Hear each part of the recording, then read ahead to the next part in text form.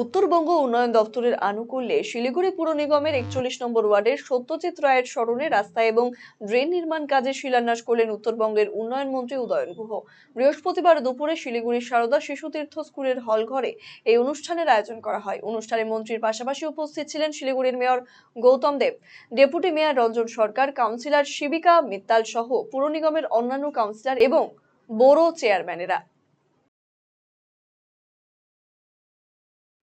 ব্লকের রাস্তা drain 1200 metre, ward number 41, Uttarbanga উন্নয়ন দপ্তর এই কাজটা শুরু করলো। দুদিন আগেই আরও দুটো ওয়ার্ডে প্রায় 4 কোটি টাকার বেশি কাজের উদ্বোধন শুরু হয়েছে এবং এখন 4 নম্বর ওয়ার্ডে আরেকটি বড় রাস্তার কাজ আমরা আজকে শুরু করি।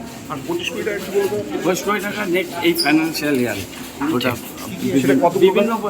বিভিন্ন কাজকর্ম আছে। রুমালি ব্রিজ আছে, 36 আর 22 ব্রিজটা আছে।